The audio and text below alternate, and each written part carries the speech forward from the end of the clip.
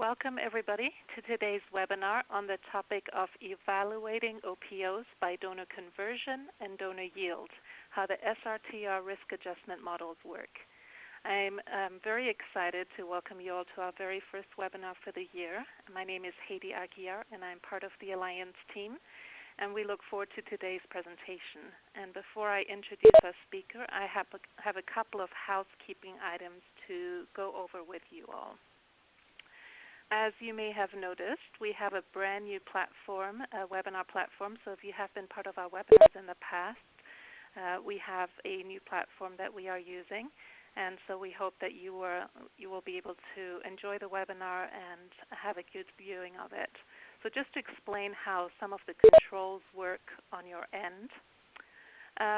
First of all, you will see on the left-hand side to the top in the left-hand corner a little control, a little wheel. And on that particular wheel, this is where you will you can kind of review your audio settings if you're having any troubles with your audio. On the bottom left, you have a chat icon.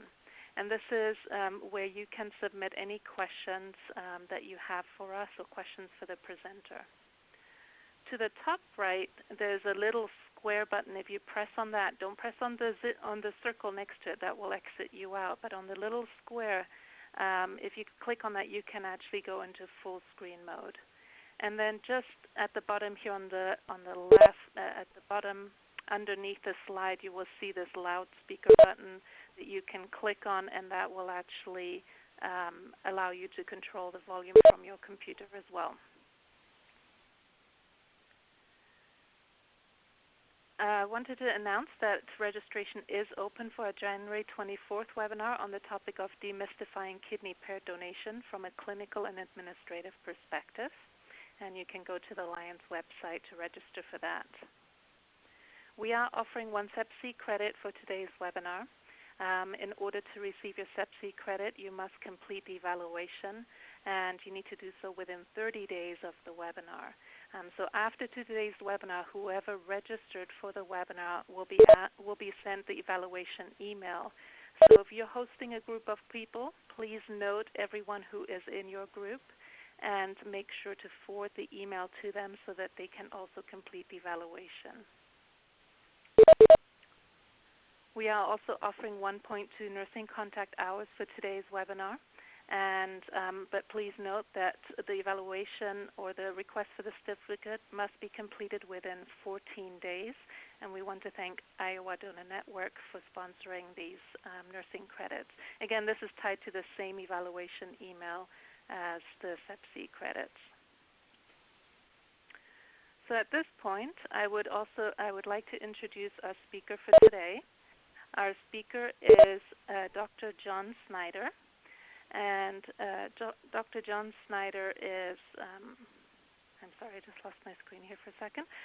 Dr. Jon Synder is the Director of Transplant Epidemiology at the Chronic Disease Research Group in Minneapolis, Minnesota. And I will read his bio to you. Dr. Jon Synder serves as the Director of Transplant Epidemiology, and in this role, for the Scientific Registry of Transplant Recipients, he oversees the production of SRTR's program-specific and OPO-specific reports. He is a member of the American Society of Transplantation and the Transplantation Society, and he serves on the Board of Directors of the Organ Donation and Transplantation Alliance, also of Donate Life America. And Dr. Synder earned his doctorate in epidemiology and his Master of Science in Biostatistics from the University of Minnesota, where he also holds an adjunct faculty position in the Division of Epidemiology and Community Health. He has more than 17 years of experience analyzing data in the field of organ donation and transplantation. So at this point, I would like to turn it to Dr. Synder. Thank you so much, Heidi, and thank you to the Alliance for offering us the opportunity to present on the OPO evaluation metrics that the SRTR produces. I always jump at the chance to speak about how these evaluations work, in particular because I think that the more that the community, and in this case the OPO community understands about the evaluations and how they're working, I think it enables them to target QI efforts and look at ways that things can be improved going forward. Having said that, I first wanted to say congratulations. I know UNOS put out an announcement this week just indicating that we've had a record number of transplants in 2016, so I'm always in awe of the people that work at the OPOs and the amazing work that you do to facilitate these transplants. So I just wanted to get a quick thank you in there right off the bat for all of the work that you're all doing. I always like to start out thinking about what I call my circle diagram here, because it helps me to visualize the process that the OPOs are undergoing to arrive at the goal here of transplanting organs. I mean, we're all in this to heal and save lives through organ transplantation. And so this little diagram helps me think about the process. If you start way out at the outside at circle A, perhaps just with total deaths within the donation service area, a subset of those would then, as we walk down the alphabet here, the subset of those that are in-hospital deaths and are reported to the OPOs. And we all know that only a subset of those are then ventilated, which could perhaps go on to become donors. And then we have this, I put this one in quotes, circle D, the potential donor. I'll come back to that a bit, but this is sort of those ventilated deaths, which are the ones that truly have some donation potential there. We do know that a subset of those are what we would classify as imminent deaths, and even a subset there past that are eligible deaths. And of those imminent eligibles, we get some authorized, and then we get actual donors, and then we get, of course, transplanted organs, a subset of those as well. And the one thing to notice is circles G, H, and I are offset. All the others I've sort of constructed as concentric circles, but then they offset when we get down to the authorization. And that's just because once we get to that step, those authorized donors can be eminent eligibles, or they could be neithers, and that's why that circle jumps out into circle D, which we labeled the potential donor. We know that we often achieve, or we can achieve donors from that pool that doesn't meet either the imminent or eligible death. A simple example would be just a 73-year-old donor or anybody above that eligible death age cutoff. So those circles offset, and so this becomes important when we think about quality metrics in the OPO realm, which I will get into next. There are two primary metrics that the SRTR produces for the OPOs currently. And I've illustrated those visually on these two sets of circles here. If we focus on the left one first, we're answering the question, how often do these, quote, potential donors become actual donors? We've often called this conversion. I know there may be other better terms for that, but for today's purpose, we're just going to think of this as a conversion metric. In other words, of those potential donors that we may have accessible to our OPO, how many of those are becoming actual donors? So I've visualized this as the light blue circle is the potential donor circle. And then what we're doing is we're looking at essentially the ratio. How big is the dark blue circle, the actual donor circle, relative to that bigger blue circle? This is an ideal, I would say, visualization of this metric.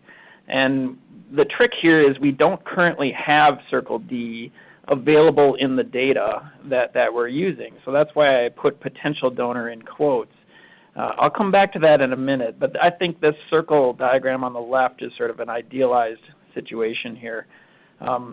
Moving over to the right, we're answering the question, how often are organs transplanted from these actual donors? In other words, we're now starting with circle H, which is the full donor dark blue circle, and we're looking at the smaller circle within that, how often are we able to actually transplant the organs from those donors? So it's necessarily a subset of the total donor pool. And I'm going to spend a lot of time today talking about that particular metric, and we'll spend just a brief amount of time on the conversion metric. But these are the two primary, I would say, assessments that are being made of the OPOs with today's data and reports. So first, a bit of time on this conversion metric. Remember I said that we don't have circle D, this potential donor. So now in this diagram I've sort of grayed out and made these dotted lines here of things that we aren't actually using to do this conversion metric. The way the SRTR constructs the conversion metric today, we're simply looking at the imminent and eligible deaths. Of those, how many actually become donors. And so we have sort of the total imminent eligibles, and we have also the total donors. So then an additional subset of that would be just of the donors that meet the eligibility criteria, how many of those actually become donors. And that's actually the primary metric that's being reported in the SRTR data. So it's an eligible conversion rate, if you will. So of the eligible deaths, how many of those go on to become donors. So it's sort of a standardized subset of the total imminent eligible deaths. This conversion metric has some variation here across the country. So you can see it varies from around 0.2 in the low end if you look at the map, up to about 0.6, so about a twofold variance. And we don't have a lot of data on these deaths, and so we're making case mix adjustments for simply age, gender, race, Hispanic ethnicity, and the cause of death of these eligible deaths. So that is the current, and we're going to spend a lot of time talking today about risk adjustment. But before I get there, we'll just go through some of the basic data here. So I mentioned that this isn't probably the best conversion metric that we could do. We would rather have, I think, if we back way out on the blue circle here to ventilated deaths, we would want to maybe look at donors out of all of the in-hospital ventilated deaths. But we know that many of those ventilated deaths don't actually have donation potential. So one could say, well, let's focus out on this potential donor pool here. And a lot of work's been done on this recently. UNOS had an optional task item in their contract last year, and led by John Rosendale, to look at ways to collect this idea from the OPOs. So I think I was involved in many of those discussions. There's lots of good ideas here. I think we're ways perhaps off of being able to collect this. But the example here was, can we weed down the ventilated deaths to simply maybe a definition of potential to be age less than 71, no active cancers, HIV negative. So a lot of work's been done on that. We're not there yet. We don't have that data in the OPTN system yet, but I think this is going to continue to be an interesting place that we will move towards as we go forward. So let's talk some more about the yield metric. We're calling it yield. Again, maybe there's better names. I've heard some OPOs toss around better ideas for names here for this, but for today's purpose, we're calling it our SRTR donor yield metric, and we're talking about, of the donors that we have, how often are we able to get transplanted organs from those donors. This is the metric that the MPSC has been using for the last few years to evaluate their monitoring of the OPOs, and this is the one that CMS has just instituted. They're going to adopt this metric starting this year to include in their evaluation of the OPOs as well. So it was developed back in the 2009-2010 timeframe in conjunction with both MPSC members and the OPO committee of UNOS, as well as involvement from the SRTR. So before I get into how the risk adjustment works, how do we actually case mix adjust these so that OPOs are treated, if you will, fairly in the evaluations? Just a few questions that are helpful to answer so that we're on the same page with how these metrics work. What data do we use to evaluate the OPOs? We're using the OPTN data. So the OPTN data that is submitted through DonorNet and ends up in the tie-dye deceased donor registration form comes through to the SRTR monthly. And these are the data that we're using to do the evaluations. Second question, what is a donor? In other words, which donors are the OPOs evaluated on? We define donor as any person from whom at least one organ was procured for the purpose of transplant, not necessarily transplanted. But any donor that had in the tie-dye system at least one organ recovered for the purpose of transplant will be in the metric.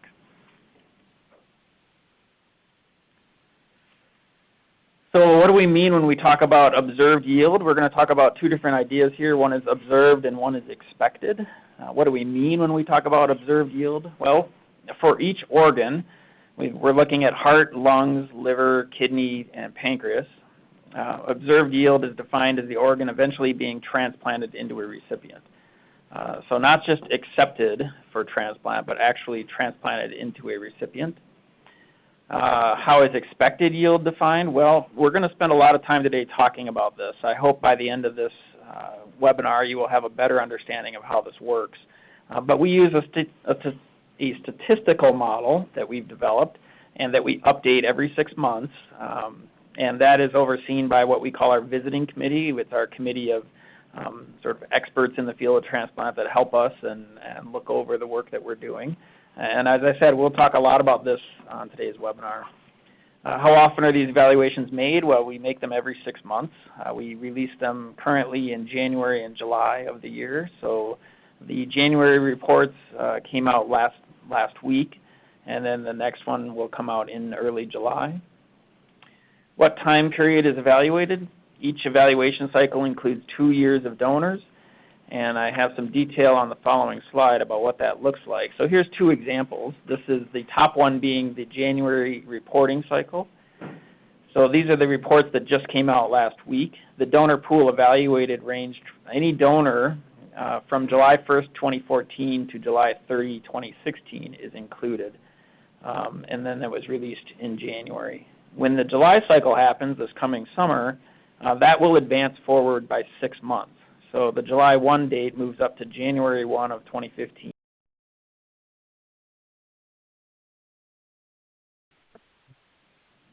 Going through December 31st, 2016.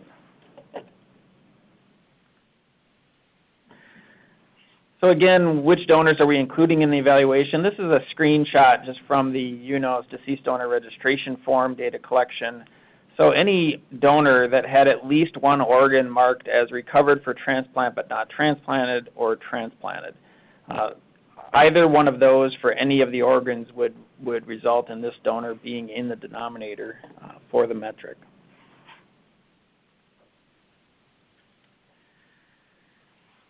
So we do evaluate each OPO on both what we call individual organ yield as well as aggregate or total yield.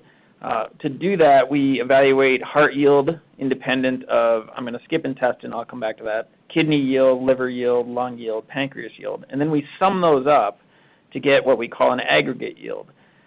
So for kidneys, we're looking at yielding 1 or 2 kidneys. For lungs, we're simply looking at was at least one of the lungs, left or right, transplanted, so it's just a 0 or at least 1 indicator. So if you sum these up, you get between 0 and 7 for the total organ yield. Intestines, I'll talk a bit about when we get to the model risk evaluation. We don't evaluate intestine yield individually, but intestine yield is included in the aggregate summation.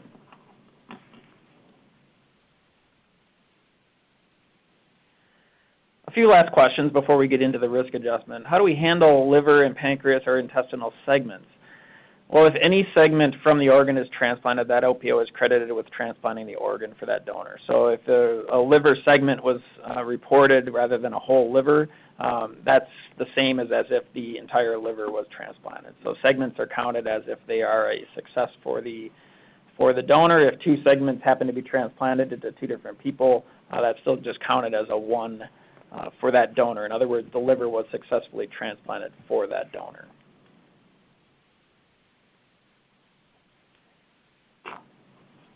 So I think the primary focus of today's discussion is, well, how do we case mix adjust these? In other words, how do we know that certain OPOs take on higher risk donors or have an older population, for example, than other OPOs, or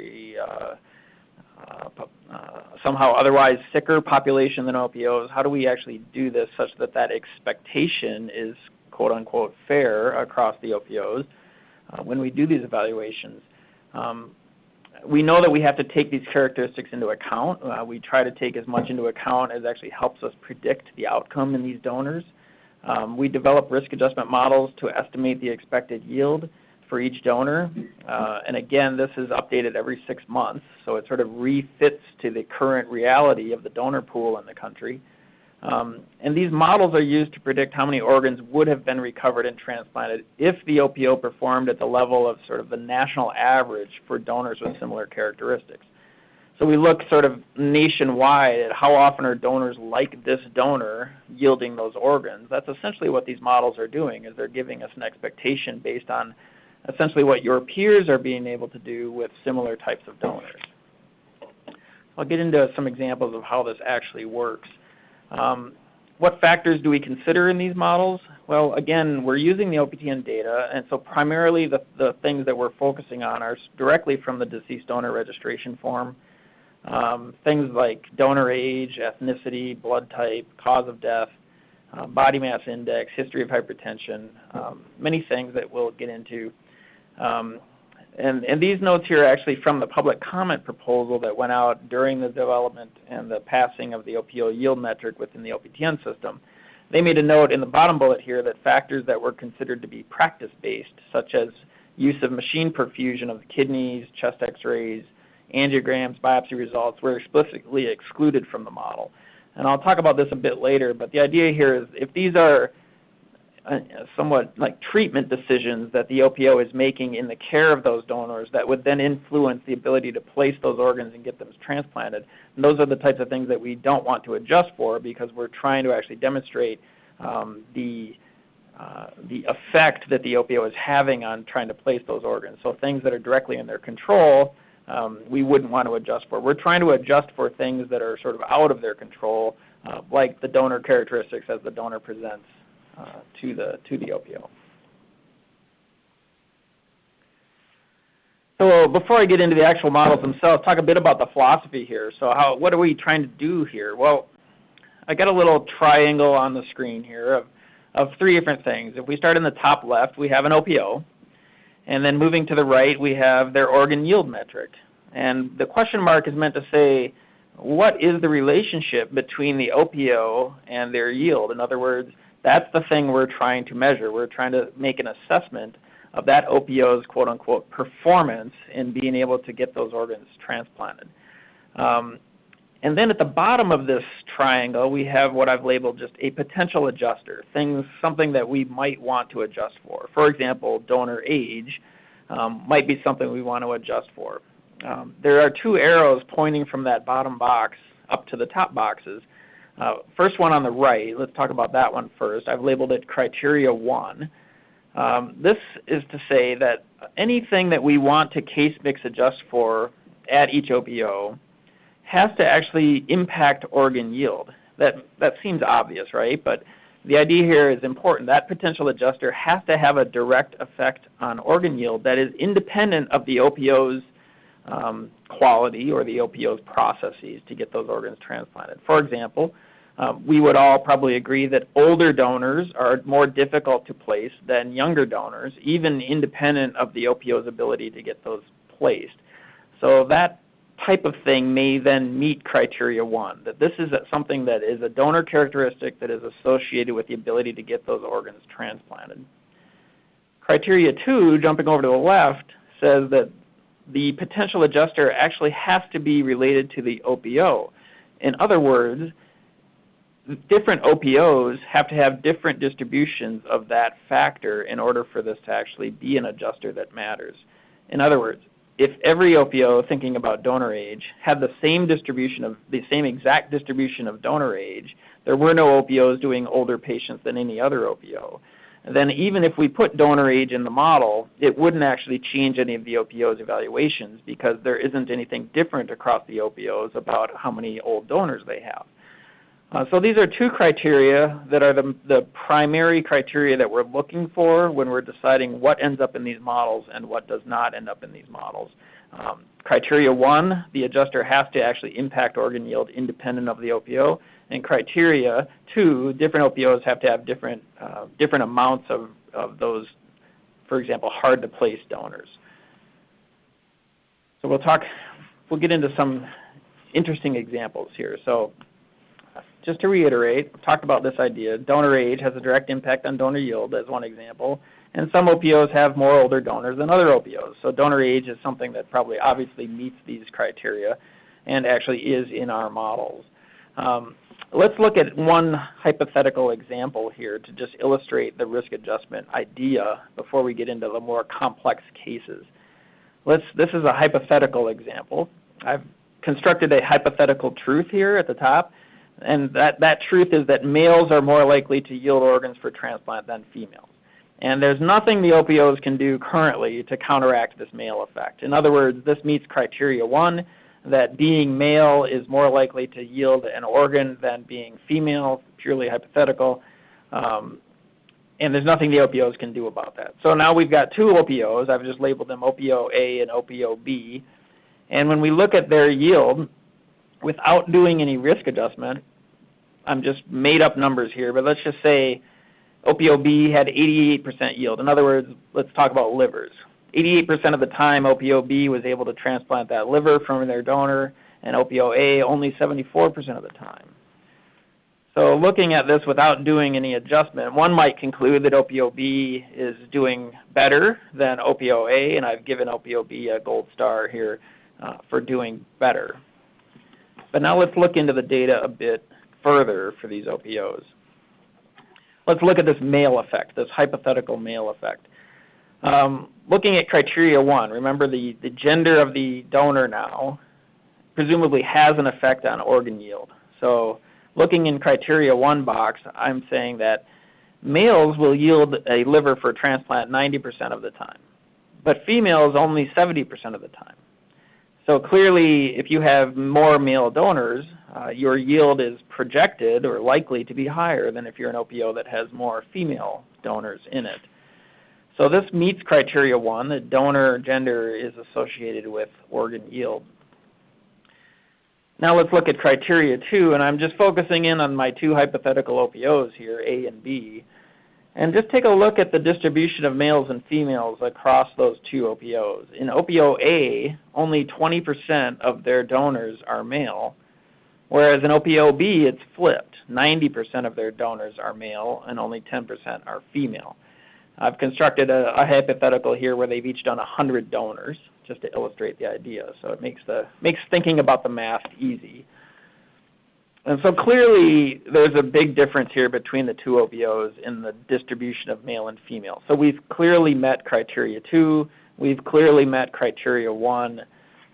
And so now what happens if we adjust for this? Now remember, at the top right here, we have OPO A and B. Remember, OPO A's yield was 74%, and OPO B's was 88%. But we know this. We know that males are more likely to yield organs than females, and OPO B handles more males than OPO A. Okay, that's a simple truth that we're able to observe here. So now let's just do this. Let's look at the outcomes stratified by gender. So now what I'm showing you is how often their males and females successfully yielded the liver for transplant.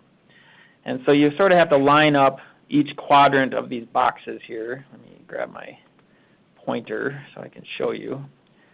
So you should be able to see my green arrow here now. But if we look at OPO A, they had 16 successfully transplanted livers from their 20 male donors. And they had 72 successfully transplanted livers from their 80 female donors, and so on for OPO B. OPO B had 72 transplanted livers from their 90 male donors and 9 transplanted livers from their 10 female donors. So now we've essentially done a quote-unquote adjustment for the donor gender at the OPO. Well, when we do that adjustment, what happens? Now essentially we're looking at what was their yield within each of these 4 quadrants. And now when you do that math, 18 out of 20, 90% yield for the OPO males in OPO A, and also 90% yield for the males in OPO B, and 70% yield for the females in both OPOs. And when you look at that way, once you've done that adjustment and you look at this bottom right table, you're concluding now, rather than OPO B being a much better OPO in their process with 88% overall yield, you can quickly conclude from this that these two OPOs are performing exactly the same. In other words, there's no difference between their ability to get these donors, have their livers transplanted. And so, I'm sorry, I went past it there. So now I'm saying we have a gold star for OPO A and a gold star for OPO B. Both OPOs are performing exactly the same, even though when you don't do the adjustment, it looks in an unadjusted fashion that OPO B is doing better than OPO A. This is the idea behind risk adjustment in general, and this is pretty much exactly what we are doing when we are constructing models. Now, why do we have to construct models to do this? Well, let's just expand on the idea. I've shown you a simple example of a two-level risk factor, and that was gender. This is the donor's gender. Is it male or female? So it's fairly easy to just construct the tables that I just showed you and do that math and then discern that the two OPOs in question were performing the same. But some things have more than two levels, so I've put two examples here. For example, race perhaps has many levels that we would consider. White, black, Asian, Native American, Pacific Islander, etc. Cause of death, we have multiple different causes of death that we're considering: anoxia, CVA, trauma, etc. So it gets a bit more complicated, but not terrible when we have more than one level in our variables. When we have more than one level, we can do things like this. We look at what is the impact of the different levels for liver yield. So this is an actual example from recent data from one of our models, and I'll show you where you can find plots exactly like this to help understand. What we're showing here is the different causes of death. So we have homicide, suicide, motor vehicle accident, other, and then a natural death. And I've put in parentheses, we have ref next to natural, because when we're trying to understand how the risk adjustment works for the OPOs, what we're doing is we're looking at each of these levels relative to each other. So to do that, we have to pick one of them as sort of our reference case. And this is saying that we've chosen arbitrarily that a natural death will be our reference. So we're interpreting the effect of the other levels relative to a natural death.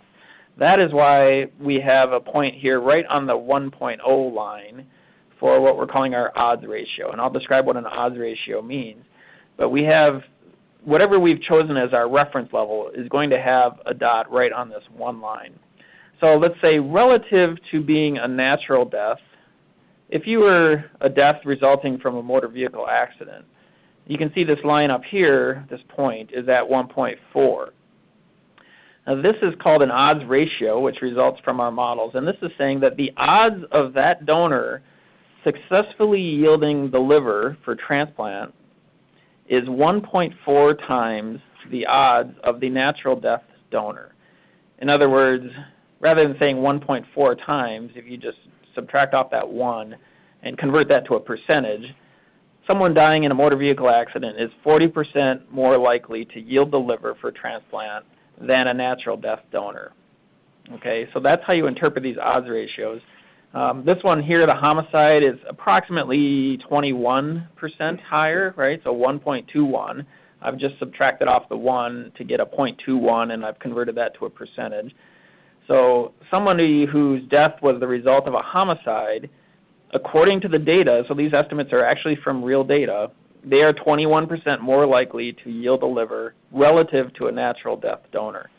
So when we are assessing your OPO's results, we're looking at, well, how many donors do you have in these pools? And we are estimating that we were more likely to get livers yielded from those 40%, for those motor vehicle accident donors. We're expecting 40% higher chance of yielding that organ compared to the natural death. So we're putting your donors into these buckets and then estimating that yield within those buckets. It's very similar to what I showed you with the gender thing, the male-female. We're just basically doing that kind of math within these more broad buckets here. Now, it's a little more complex than that because this would say assume that this is the only thing we're adjusting for. If that were true, you could construct the table that I showed you for gender, and you could do the math, and you could figure it out. But of course, we're adjusting for many, many things all at the same time. But this is the effect after even considering all of those other things we're adjusting for. So in other words, even after knowing the donor's age and knowing the donor's gender and knowing the donor's other relevant factors, there still is a 40% higher odds that that donor will successfully yield a liver for transplant compared to a natural death donor. So that's a quick way to interpret these sort of multi-level indicators in our models. So let's extend this even further. So sometimes we have just a two-level factor like gender, male and female. Sometimes we have these multi-level factors like I just showed you for cause of death. Other times we have things that we call what we would say are continuous variables. In other words, there isn't really discrete levels. There's something that's measured on a continuum. For example, donor age. There are many different levels, right? From a donor of age 0 all the way up to maybe a donor of age 90 that could appear in our data, and everything in between. So there aren't just simple discrete levels. Things like the donor's body mass index that are sort of a continuous measure across a range. We refer to these as continuous risk factors. We could do an exercise to look at each level independently, but that's sort of a fruitless exercise, I would say. There's a better way to do that, and that better way is to just estimate a line, fit some kind of curve through that. Before I show you an example, I'm going to back to our circumstances of death here. Imagine that this was, rather than these discrete buckets of causes of death, imagine that this is just age from left to right, being young donors all the way to old donors. What we're going to do is sort of fit a line through all of these points to find out what that effect is of donor age. That's essentially what we're doing when we're dealing with continuous risk factors. So as an example, here we have the donor's body mass index. We've done the same idea, but rather than points now across the range, we have a line or a curve. The way we build these is we allow the line to bend and curve at certain points to get the best fit. But you can see the shape of this. It starts out in about, say, 0.85 over on the left at a BMI of 10, and then it slowly goes up until about a BMI of 25, and then it drops off after a BMI of 25. Well, so how do we interpret this? Similarly, remember before when we said that we had the natural death as the reference group? We've arbitrarily picked a reference group here of 22. So at an age of at a BMI of 22, you can see this line crosses 1. So we've arbitrarily sort of centered this line around a BMI of 22. And so we're saying relative to a donor at a BMI of 22, what are the odds that that donor would yield their liver for transplant? And so you can see once the BMI starts going lower than 22, the odds go down. So we're less likely to successfully transplant that liver as the BMI approaches sort of a bottom area of around 10. When we go north of 22, and then we start getting higher BMIs, the odds of transplanting the liver go up slightly. I mean, we're only at about maybe near a 10% increased likelihood of transplanting the liver here at about a BMI of 25. And then it drops off rather quickly. So this is saying that the data suggest that once the donor's BMI exceeds 25, the odds from that point forward of it successfully yielding the liver for transplant goes down. So you can see at the extreme end here, maybe a donor with a BMI of 50. It looks like that is at approximately a 0.35. So that would say that that donor at a BMI of 50 is 65% less likely to have their liver yield successfully transplanted. So when we are looking at your donors at your OPO, we're looking at their BMI and we're fitting them into this curve. What was the odds of transplanting that liver given their BMI? So it works the same as the gender, same as the cause of death. Very similar idea of how these work. So I've shown you these examples. We've looked at a two-factor. We've looked at a multi-level risk factor. We've looked at these continuous risk factors. But what we're doing on our end is we're taking all of these things into account at once, which causes us to have to create these statistical models. And those curves and points that I've just showed you on the previous slides are from those models. So conceptually, when you look at the individual factors, it's not hard to understand what's going on if you understand basically what those figures are telling you. So let's look at what's in these models for the yield. So I have a couple tables here that span across 4 slides, and I'm not going to go through each one individually, but you can peruse these afterward perhaps, or these data are available on our website as well, and I'll show you where. So I've listed here the different organs, so heart, intestine, kidney, liver, lung, and pancreas. And the Y's in these cells mean that these are factors explicitly adjusted for in the yield model for heart. So lots of Y's in the first column for heart. We look at age, blood type, body mass index, cardiac arrest after brain death, on down the line. Many of these same factors are adjusted for in the kidney model and the liver model and the lung model. Some of them are left out of the pancreas model. So the first thing I'll answer is, well, why aren't they all in each model? Well, what the models do is they look at which of these factors that are sort of being considered each time, which ones are most predictive. And because the current cigarette use isn't in the heart model, for example, well, that's because when we built the heart model, the other question is, has the donor ever used cigarettes for greater than 20 pack years of their life, was more predictive than whether or not they were a current user. Okay, but when you look across to the lung donor, which somewhat makes sense here, both of those factors, current users of cigarettes and had they smoked more than 20 pack years, were both predictive. So because there's a blank doesn't mean that we just forgot about it or we ignored it. It means the model said that, yeah, even if we considered that in the model, it didn't gain us any ability to predict any better. So just for sake of simplicity, we've left certain things out of certain models. That's why there's blanks in certain spots. So again, this is slide 1 of 4. You can see the things that we're adjusting for, and I'll just go through the rest of them. You'll notice some of them have asterisks on them. I'll come back to what that means. Those mean a conditional exclusion, and I'll tell you more about what those mean in a moment. But you can see here we have the DCD, and whether or not DCD was controlled comes into the liver model, the donor's gender, alcohol consumption, and then some of the serologies, the viral serologies are there. We have some of the medical histories, cancer, diabetes, hypertension, some of the chemical use, insulin dependence, and diabetes status are in the models, mechanism of death. We do look at whether or not the donor was outside the contiguous 48 states. So if a donor is in Hawaii, Alaska, or Puerto Rico, they get a special adjustment made for not being within the contiguous states. And we have indicator for the PHS increased infectious risk donors. And finally, these are the last few sets of things that are in our current models, the PO2 on FiO2 ratio for their lung performance, race and ethnicity, and the terminal serum creatinine. So those are available on our website as well if you want to review later, and I'll show you where. But before I get there, what do I mean by these conditional exclusions? Well, when we develop these models, there are certain characteristics of donors that are factors that cause the donor to be very unlikely to yield that organ for a transplant. In fact, it's so rare that we can't really do a good job of putting those things directly into our models to estimate those effects. And so what we've done is we've identified a few of those factors as best we can, and we've said that we're going to conditionally exclude them from the model. But the problem with dropping them completely, those types of donors, is that sometimes there are OPOs that, for one reason or another, they do actually successfully yield an organ from those donors. And so in those cases, we want those OPOs to sort of get that credit for successfully placing those organs, even if they were extremely challenging.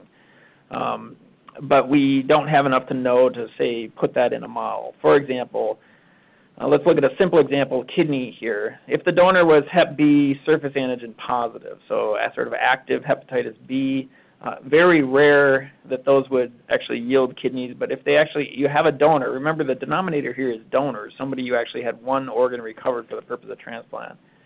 We just use the national probability that those were successfully transplanted if it was a Hep B positive donor. So recently it was about 6% probability for one of the kidneys being transplanted and 17% for 2 kidneys being transplanted. So like Hep B surface antigen positivity goes across all of the organs. Whether or not the donor was DCD is a conditional exclusion for heart, intestine yield. and Hep C positive is very rare to yield a heart donor currently, so those are currently in exclusions for intestine and heart and lung and pancreas. And of course, a donor who's diabetic or is recorded as being diabetic would very rarely yield a pancreas for transplant, but we have that in there as a conditional exclusion. So, but look at the probability here. Is any donor that met those, the national data would suggest that only 3 in 10,000 donors like that would yield that organ. So it's very rare, but in the case that an OPO would actually do that, they would get that credit for doing so.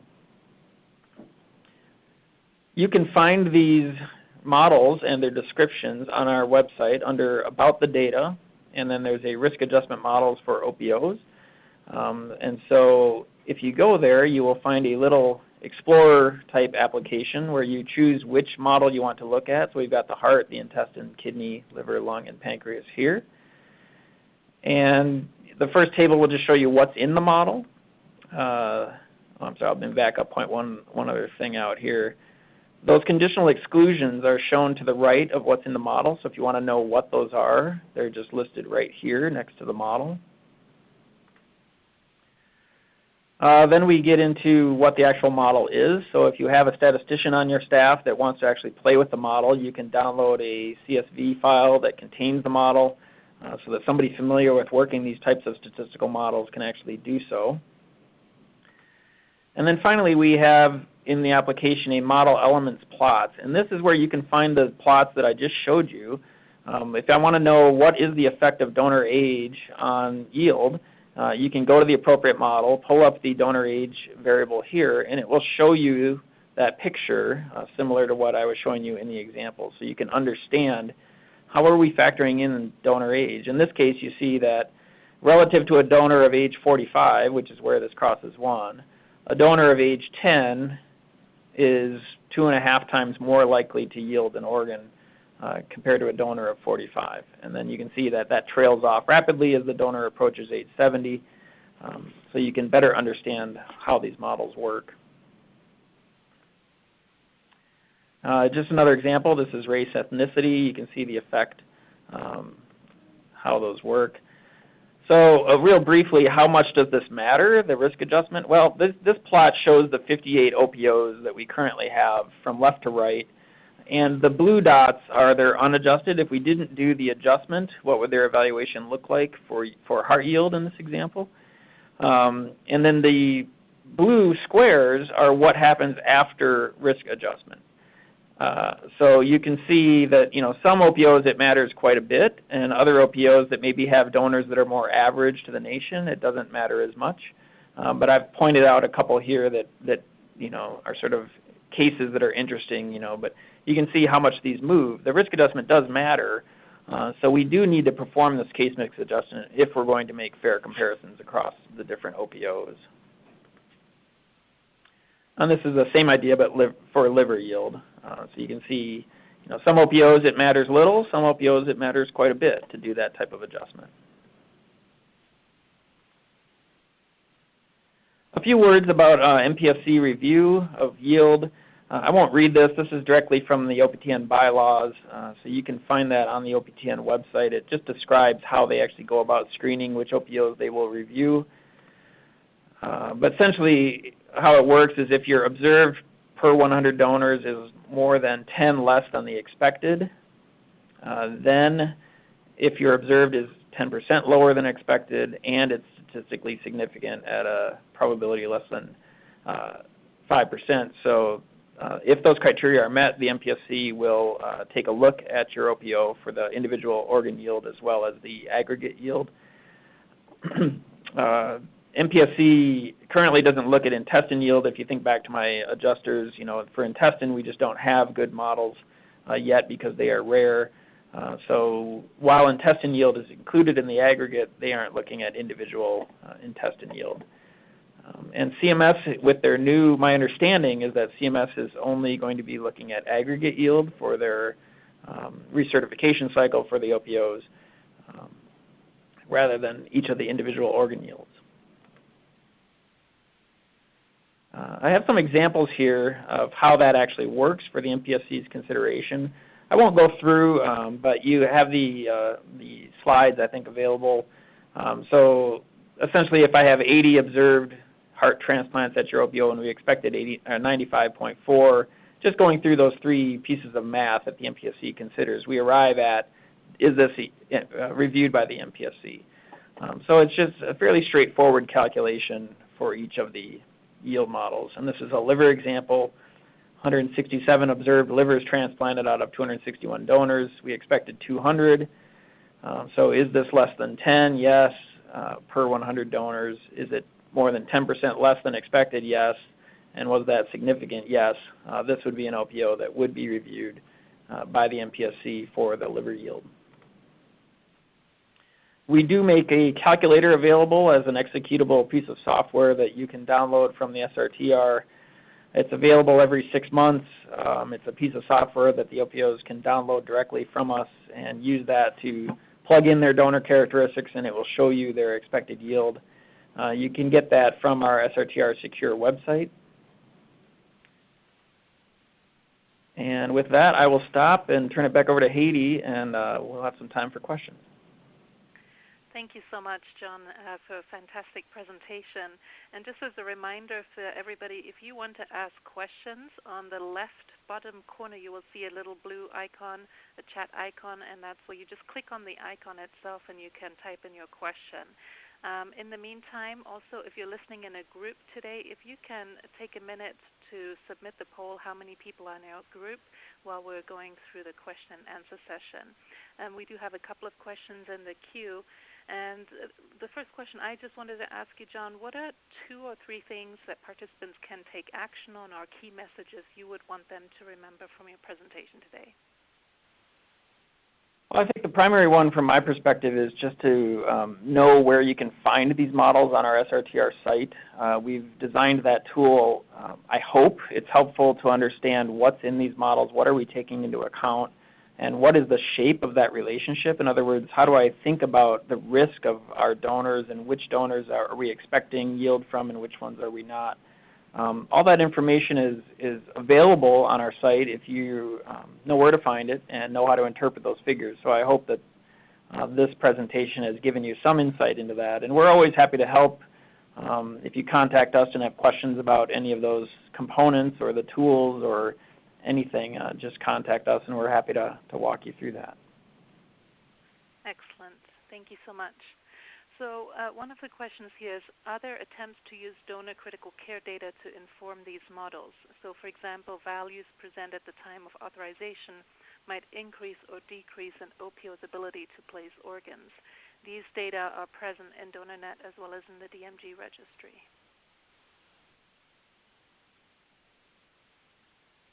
Sorry, can you repeat the question again?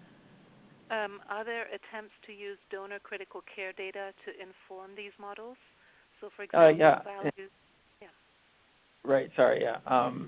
That's something that we've looked into in the past. Just over the past year, actually, we were working with Dr. Malinowski out in Portland, who's done a lot of work with the donor management data.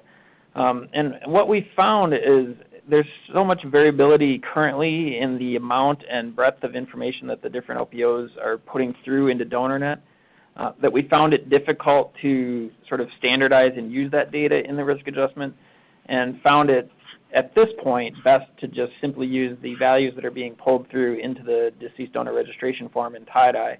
But I do think that that is a potential area where we could improve in the future if there's some standardization to which data are being collected on what types of donors at what time points during the management process. I do think that we could start to glean some better information from those data. Great. Another question, are factors included in a specific organ model because they are, 1, independent predictors with a p-value of less than 0.05 for their odds ratio, or 2, they make the model perform better overall?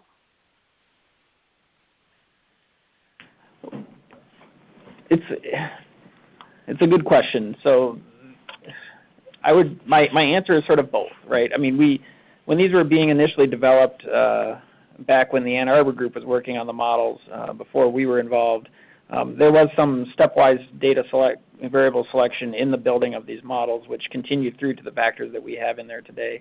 We are actively rebuilding these models in conjunction with the MPSC, who we just had a call with last week to help us thinking about factors. So in the future, we're going to move these models into more of a framework like our transplant program evaluation models, where we're less dependent on sort of independent p-values for individual predictors, moving more toward a lasso selection process. For any statisticians in the audience that may know what a lasso regression procedure is. So in the future, they're not going to be sort of p-value dependent on what sticks in the models and what doesn't. But when they were initially being built, there was a selection process back in 2010 to figure out which were the independent predictors for each of the organs. And to date, we've carried those through for the past 5 years. And now we're in the process of reevaluating and rebuilding those models. And the lasso procedure is going to use more of a what set of predictors yield the best prediction rather than looking at individual predictors having some sort of p-value to stay in the model. Thank you, Jon. Here's another comment. Great presentation. Thank you. How does SRTR consider donors with multiple races? Which race is used for calculation purposes? So for the donors, the OPOs can select multiple. We collapse those down into categories. So if somebody had selected, so for example, there are different choices for the African race, there are different choices for Caucasian, there are different choices for Asian, so they each have sub-choices within them. We first collapse those down into broader racial categories. We do currently in those models split out the Hispanic concept from the racial concept. And if a person selected multiple races, we have an other category, and those would end up there. Okay, thank you. If there are updates or corrections to the OPTN data after the initial submission, how are those corrections adjusted for? We do a data review period the month prior to the public release of each of the reports. If the OPOs correct the data within that 1 month period, then those corrections would be reflected in the evaluations that are put out the subsequent month. If they failed to get that correction done by that deadline, those would be the evaluations until we would use the corrected data at the next 6-month evaluation. Currently within the program-specific report process, there's a time frame for data validation. Is there a data validation process currently within the OPO report process? Thank you. Yes, it's the same period of time that the transplant programs get, so it's the 1 month prior to the public release. It's actually 2 months prior, right, because it's October, for example, for the reports that were released in the beginning of January. So during the month of October, both the transplant programs and the OPOs can go in and make those corrections to their report. Okay, great. So kidney yields of 0, 1, 2, are you using ordinal logistic regression? So there's 2 ways. It's not a proportional odds model. So the odds of 1 kidney being transplanted is estimated separately from the odds of 2 kidneys being transplanted. So we're not assuming proportional odds in the kidney model. We're estimating each of those effects independently. Okay, great. What are the factors that go into the expected donation rate for our DSA?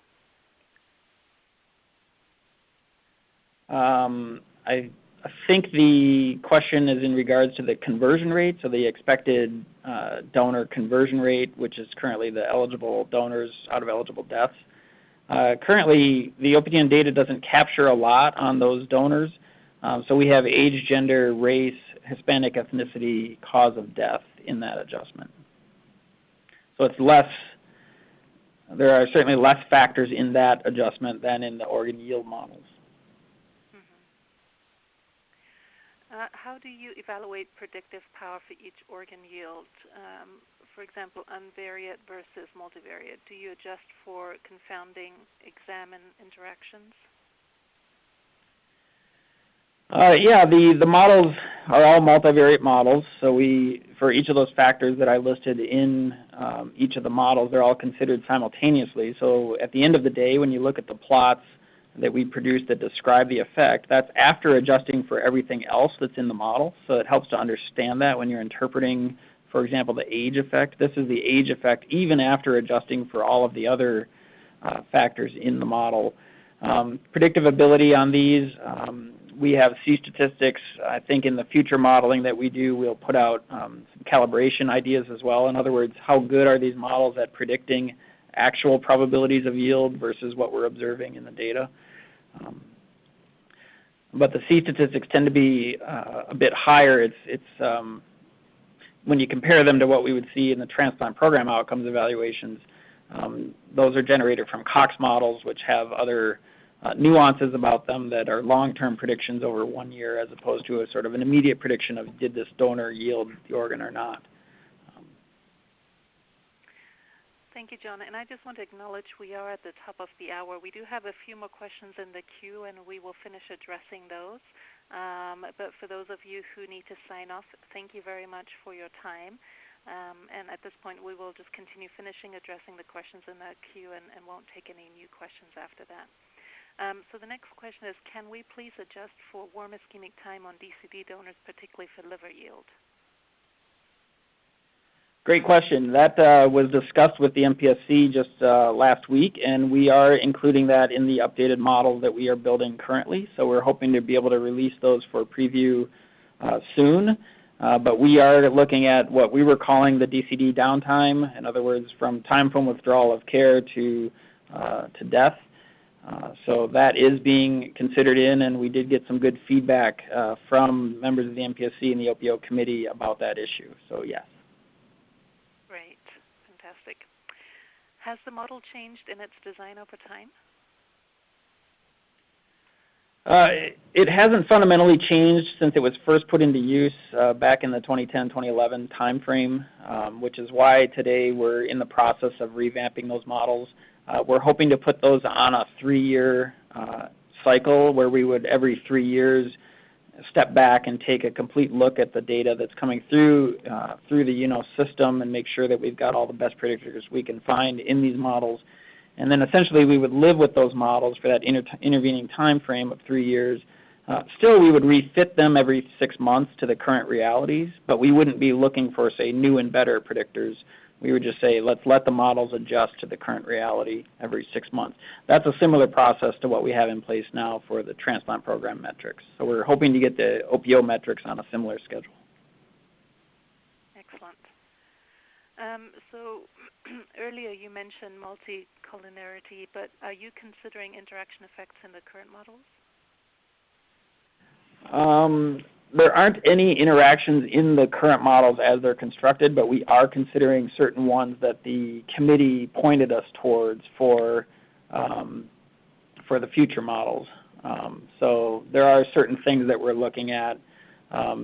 Donor age in relation to downtime on the DCD was important.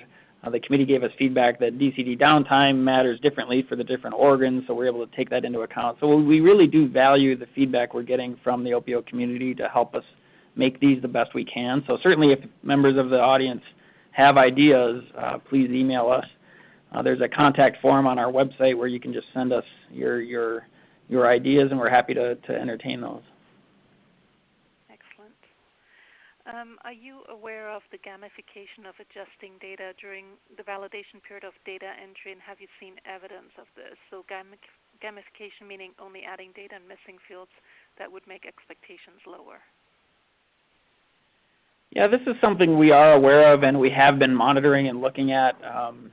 We don't do like regular monitoring of this, but when things come up that cause us to question what we're seeing in certain models, we do look at this. Whether we're seeing what people would say is OPOs gaming data or transplant programs gaming data, certainly we can't make a determination if that's what's going on or not. That's not within our purview. But there are times when we see edits to data that appear to look like they're trying to make the donor look riskier than it was, or other strange cases like that. We continue to emphasize that the models we try to do the best we can to get the most predictive models we can. And if people are not entering the data to truly capture the experience of those donors and or the recipients on the transplant side, then it really just, the end result of that is that it hampers our ability to make good predictions, because now the data aren't really telling us what we're hoping it's telling us. And so while we can't be in a position to, sort of point fingers at a program that appears to be moving data elements, we can and do say that we certainly hope that the idea here is to get the data in the first time so that while we're building the models, it's accurate data and we can do the best we can with it. Okay, great. Do you foresee that the large increase in donors with history of use of illicit drugs such as meth and heroin will lead to changes to the stated lifestyle factors and therefore the expected calculation? These seem to have an important effect on ability to place organs. Yeah, it's a good question. I mean, we have the cause mechanism of death data in there. We have the PHS, increased infectious risk donor data in there. If the influx of those types of deaths are happening, but that's captured by current indicators in our model, those indicators may go up or down in their effect on how likely it is that those would yield organs for transplant. But the key here is, do we have the right identifying factor in our model that's capturing those donors adequately? So if we know which donors are the sort of opioid death donors based on cause of death or circumstances of death, and we have the infectious risk indicator that might get at some of that, if there are components of that, along with age, if those tend to be sort of maybe the younger donors, then because we refit those models every 6 months, that effect would adjust to whatever that reality is today. Maybe having more of those donors doesn't actually change the yield predicted probability, but the OPOs are able to place those donors more or less than they were before. So the OPOs, to the extent that we're capturing that information, those will adjust every 6 months to whatever the reality is. Great, and not being a statistician here, I'm not sure if there's a typo on this last question, so John, maybe you can help me interpret it.